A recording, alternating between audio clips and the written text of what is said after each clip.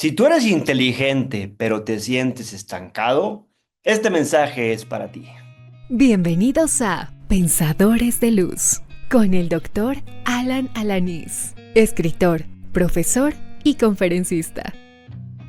Te voy a contar hoy la historia de Daniel. Él era un chavo, pues, muy motivado y todo, muy inteligente. Y un día quiso proponer un proyecto en la empresa donde él trabajaba.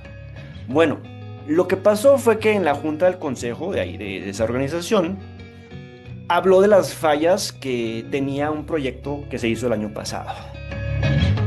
Y durante 20 minutos ahí lo tenían criticando y haciendo pedazos cada cosa, cada error, con datos súper impecables y estadísticas y todo, pero haciéndolos añicos, ¿verdad? Pedazos.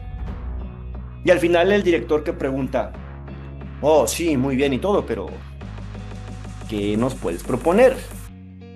¿Cuál es tu propuesta? Y que se queda callado, calladito, sin decir nada. El proyecto siguió sin él. Bueno, sí con él, no más que con una diferencia. No lo dejaron a cargo del proyecto porque no confiaban en él. Y pusieron a alguien más de líder. Hay un filósofo, John Dewey, de Estados Unidos, que dijo una vez en su libro How We Think, que el pensamiento reflexivo comienza cuando enfrentamos un problema real y se completa cuando investigamos cómo resolver. Y tú me podrás decir, ¿y esto qué es? ¿Cómo se come? Bueno, esto no es nada más que acción orientada a resolver problemas. Por eso, cuando hagas una propuesta, lo que hay que hacer, no te enfoques en hacer pedazos a los demás, en destruirlos. Enfócate en ayudar, en construir. Y por eso aquí te puse este fondo con unos ladrillos, porque así como está los ladrillos ahí y la pared que se construyó, así hay que construir en donde tú estés, para dejar mejor de lo que estaba el lugar donde tú habites o donde trabajas también.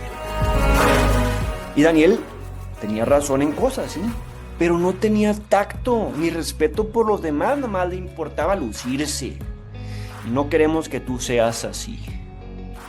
Si tú ves que eres una persona inteligente, pensante, no estás estancado porque la gente no aprecia la inteligencia.